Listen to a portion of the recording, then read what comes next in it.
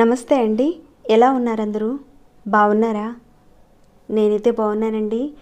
మీ అందరికీ అమ్మవారి ఆశీస్సులు ఎల్లప్పుడూ ఉండాలని కోరుకుంటూ మన పూర్వీకులు తెలియజేసిన ఒక అద్భుతమైన పరిహారాన్ని తెలియజేస్తాను ఇక్కడ. పితృదోషాలున్నా, అలానే కాలసర్ప దోషాలు, రాహుకేతు దోషాలు, ఇంకా గ్రహ దోషాలకు సంబంధించిన పరిహారం ఏదైనా ఉంటే చెప్పమని అడిగారు. అంటే మేము ఇక్కడ ఎక్కువగా ఖర్చులు పెట్టుకోలేమండి. హోమాలు, పూజలు అంతంత ఖర్చులు పెట్టుకోవడానికి మా దగ్గర డబ్బులు లేవండి. ఈజీగా ఉండే ఆ దోషాల నుంచి బయటపడే మార్గాలు మాకు తెలియచేయండి, ఒక చిన్న పరిహారం ఏదైనా ఉంటే చెప్పమని అన్నారు. ఇక్కడ నేనైతే ఒక 2 పరిహారాలు చెప్తానండి. ఈ 2 పరిహారాల నుంచి మీరు ఏది చేయగలుగుతారో అది చేయండి. కానీ చెప్పే పరిహారాలు 2 కూడా మంచి ఫలితాలు ఇచ్చేటివేనండి. ముందుగా ఈ పితృదోషాలు, కాలసర్ప దోషాలు ఇప్పుడు చెప్పాను కదండి. ఆ దోషాలు ఉన్నప్పుడు ఎలాంటి పరిస్థితులు వస్తాయి, ఎలాంటి వారు చేసుకోవాలి అనేది మనం కాస్త తెలుసుకున్న తర్వాత పరిహారాన్ని ఎలా మొదలు పెట్టాలో చూద్దాము. జాతకంలో పితృదోషాలున్నా, కాలసర్ప దోషాలు, రాహుకేతుల దోషాలున్నా కానీ ఏ పని కూడా సరిగ్గా ఉండదండి. సరిగ్గా చేయలేరు మీరు. అంటే ఏదైనా మీరు ఒక వర్క్ మొదలు పెట్టారు, ఆ వర్క్ ముందుకెళ్ళదు, ఆర్థిక సమస్యలు వస్తూ ఉంటాయి, కలిసి రాదు మీకు. అంటే మీరు ఎంత జాబ్ చేస్తున్నా, వ్యాపారంలో డబ్బులు పెడుతూ ఉంటారు, పెట్టుబడులు పెడతారు, కానీ కావాల్సిన ధనం రాదు మీకు, నష్టం వస్తూ ఉంటుంది రాకపోగా. ఇంకా వివాహ విషయంలో చాలా ఆటంకాలు వస్తాయి. అనుకున్న మ్యాచ్ మీ దాకా వస్తుంది, క్యాన్సిల్ అయిపోతుంది. అలానే అన్ని విధాలుగా భార్యాభర్తలకు అంతా బాగుంది, కానీ పిల్లలు కలగరు. ఇలాంటి దోషాలు ఉన్నప్పుడు ఇలాంటి సమస్యలు అనేటివి ఎక్కువగా వస్తూ ఉంటాయి. మీరు ఒక్కసారి జాతక పరిశీలన చేయించుకోండి. ఇప్పుడు చెప్పుకుని ఈ దోషాల నుంచి ఏదో ఒక దోషంతో మీరు బాధపడుతూ ఉంటారండి. అంటే మీరు ఎన్నో పరిహారాలు చేస్తూ ఉంటారు, అన్నీ చేస్తూ ఉంటారు, ఎంతో కష్టపడుతూ ఉంటారు, కానీ డబ్బు సరైన విధంగా చేతిలో ఉండదు. కాబట్టి ఇప్పుడు చెప్పే ఖర్చు లేని ఈ 2 పరిహారాలను మీరు తప్పకుండా చేసుకోండి. ఆ దోషాల నుంచి మెల్లమెల్లగా మీరు బయటపడతారు. ఈ పరిహారాలు మీరు చేసుకుంటూనే మీరు దైవారాధన చేసుకుంటూ ఉండండి. రోజు భగవంతుడి నామస్మరణ చేసుకుంటూ ఉండండి. దాంతో పాటుకుని లక్ష్మీ అమ్మవారి పరిహారాలు, శుక్రగ్రహానికి సంబంధించిన పరిహారాలు కూడా చేసుకుంటూ ఉండండి. ఏవైతే ఈ దోషాలకు సంబంధించిన పరిహారాలు మీరు చేస్తూ ఉంటారో ఆ దోషాలకు సంబంధించిన సమస్యలు మీకు తగ్గుతూ ఉంటాయి. అలానే మీరు ఈ లక్ష్మీ అమ్మవారికి సంబంధించిన ఈ పరిహారాలు మీరు చేసుకోవడం వల్ల అధికంగా లాభాలు పొందడానికి అవకాశాలు ఉంటాయండి. అవన్నీ కూడా మన ఛానల్లో చాలా వరకు చెప్పానండి. ఆ పరిహారాలు కూడా మీరు ఒకసారి చూడొచ్చు.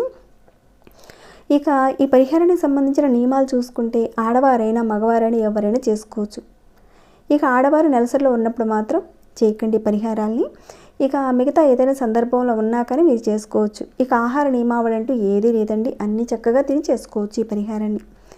ఇక గర్భిణీ స్త్రీలు అయితే కూడా చేయకూడదండి. అంటే నెలసరిలో ఉన్నవారే కాదండి, గర్భిణీ స్త్రీలు కూడా చేయకూడదు. ఇక ఈ పరిహారాన్ని కుటుంబంలో ఉన్నవారు ఒక్కరు చేసినా కానీ కుటుంబానికి అంతా కూడా వర్తిస్తుంది, కుటుంబం అంతా కూడా బాగుంటుందండి. సరేనండి, ఇక మొదటి పరిహారం ఏంటో చూద్దాము. చాలా ఈజీ పరిహారం ఇది. ఈ పరిహారాన్ని అయితే మీరు ఏ రోజు నుంచి అయినా సరే మొదలు పెట్టచ్చు. మీకు కుదిరిన ఒక రోజున మొదలు పెట్టండి. మీరు ప్రతిరోజు సాయంత్రం మీరు స్నానం చేసుకున్న తర్వాత, అంటే 6 గంటలు దాటిన తర్వాత మీరు కొద్దిగా ఆవు నెయ్యి తీసుకోండి.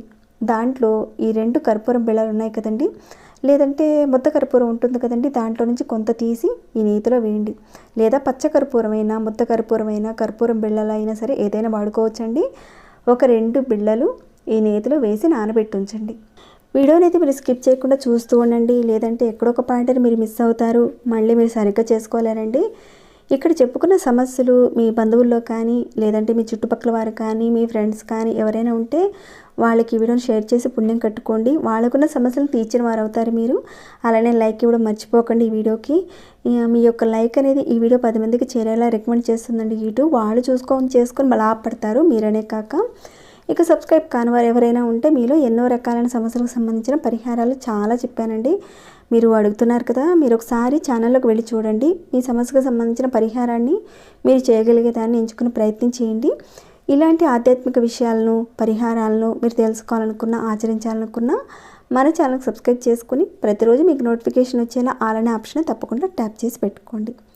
సరేనండి, ఇక పరిహారాన్ని ఎలా చేయాలనేది చెప్తాను. ఇక లేట్ చేయకుండా మీరు స్నానం చేసుకున్న తర్వాత మీ పూజా మందిరంలో చక్కగా అక్కడ కూర్చొని మీరు ప్రతిరోజు ఎవరికైతే పూజ చేసుకుంటారో అక్కడ మీరు దీపారాధన చేసుకోండి. అలా దీపారాధన చేసుకున్న తర్వాత ఈ 2 కర్పూరం బిళ్ళలు ఉన్నాయి కదండి, వీటిని తీయండి. తీసి ఇలాంటి కర్పూర హారతి ఇచ్చేది ఉంటుంది కదండి, దీనిలో ఈ 2 కర్పూరాల బిళ్ళలు పెట్టేసి మామూలుగా అగ్గిపుల్లతో కానీ లేదంటే అగరబత్తితో కానీ వెలిగించండి, ఎలా అయినా పర్వాలేదు. అలా వెలిగించిన తర్వాత మీరు హారతి పట్టడం అలాంటిది ఏది కూడా చేయనవసరం లేదండి. ముందు మీరు దేవుడి దగ్గర దీపారాధన చేసుకుంటారు, తర్వాత ఈ కర్పూరం బిళ్ళలను వెలిగించాలి, అంతేనండి, ఇంతకుమించి ఏదీ లేదు. ఇలా మీరు ప్రతిరోజు చేస్తూ ఉండండి. రాహుకేతువుల యొక్క ప్రభావం జాతకంలో ఉన్న ఆ ప్రభావం తగ్గిపోతుంది. కాలసర్పదోషంతో ఏవైతే మీకు పనులు కాటలేదో అవి జరుగుతాయి.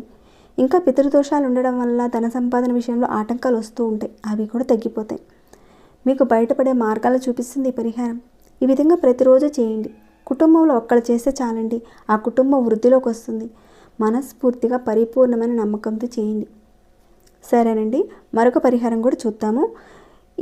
ఈ పరిహారం కూడా కాలసర్ప దోషానికి, అలానే శని భగవాను నుంచి వచ్చే ఫలితాలు తగ్గించుకోవడానికి, ఇంకా ఇంట్లో నెగిటివ్ ఎనర్జీని తగ్గించుకోవడానికి, అలానే పితృదోషాల నుంచి అంటే వాటి నుంచి బయటపడడానికి చేసుకునే పరిహారం ఇది. మీకు వీలైతే ఈ 2 పరిహారాలు చేసుకోండి, లేదంటే ఒక్క పరిహారం అయినా సరే చేసుకోవచ్చండి. కుదిరితే 2 చేయండి, చాలా ఈజీగా ఉండే పరిహారాలే. ఇక ఈ పరిహారానికి కావాల్సింది ఏంటంటే మనకి ఒక 50 గ్రాములు కానీ ఒక 100 గ్రాములు కానీ మినుములు తీసుకోండి. అలానే ఈ నల్ల నువ్వులు కూడా ఒక 50 గ్రాములు కానీ ఒక 100 గ్రాములు తీసుకోండి, సమాన భాగాలుగా తీసుకోండి.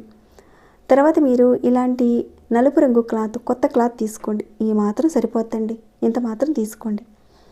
అలానే ఒక నల్లటి దారం తీసుకోండి, ఇంకా ఒక 11 రూపాయలు తీసుకోండి. ఈ పరిహారానికి కావలసిన వస్తువులు ఇవ్వండి.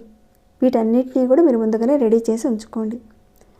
ఇక ఈ పరిహారాన్ని అయితే మీరు శనివారం రోజున సాయంత్రం పూట చేసుకోవాలి. ఇందాక చెప్పిన పరిహారాన్ని ఏ రోజు నుంచి అయినా సరే మొదలు పెట్టుకోవచ్చు, కానీ ఈ పరిహారాన్ని అయితే పర్టికులర్గా శనివారం రోజునే చేయాలి.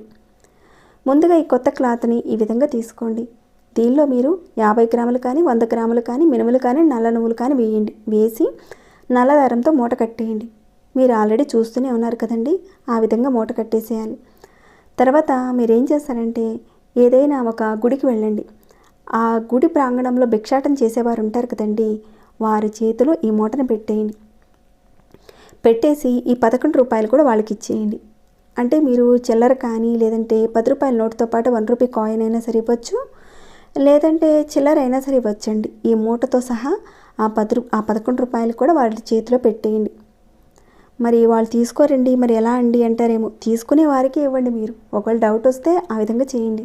వాళ్ళు తీసుకోకపోతే వేరే వాళ్ళు తీసుకునే వాళ్ళు ఉంటారు కదండి, వారికి ఇచ్చేయండి. మరి అలా వాళ్ళకి ఇవ్వచ్చా అండి, వాళ్ళకి ఏదైనా అవ్వదా, ఇలాంటి అనుమానాలు పెట్టుకొని అవసరం లేదండి. అలాంటి ప్రాబ్లం ఏమీ ఉండదండి. తీసుకునే వారికి ఉండదు, ఇచ్చేవారికి ఏది ఉండదండి. ఇవన్నీ మన పూర్వీకులు మనకు చెప్పిన అద్భుతమైన పరిహారాలండి. మీరు ఎలాంటి డౌట్స్ పెట్టుకోకుండా నమ్మకంతో చేయండి. ఈ విధంగా చేయడం వల్ల కాలసర్పదోషము, అలానే రాహుకేతుల యొక్క దోషము, అంటే ఈ దోషాలు ఉండడం వల్ల వివాహం లేటుగా అవుతూ ఉంటుంది. అలాంటి వారికి వివాహం తొందరగా అవ్వడానికి అవకాశం ఉంటుంది. ఇంకా ఇంట్లో ఉన్న నెగిటివ్ ఎనర్జీ పోతుందండి. ఈ విధంగా మీరు ఒక 9 శనివారాల పాటు చేయండి. మీరు చేస్తూ వెళుతుంటే ఖచ్చితంగా మార్పులు కనిపిస్తాయండి. ఈ 9 శనివారాల్లోగా మీకు మార్పులు కనిపిస్తాయి. మీకున్న సమస్యల నుంచి, కష్టాల నుంచి మీరు బయటపడతారు.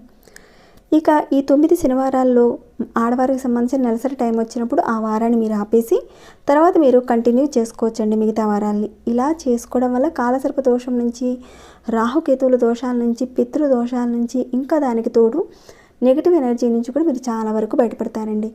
ఈ విధంగా మీరు శనివారం సాయంత్రం పూట చేయాలండి. ఈ విధంగా దానం చేస్తూ ఉంటే ఖచ్చితంగా మీకు మంచి మార్పులు కనిపిస్తాయండి, మంచి జరుగుతుంది.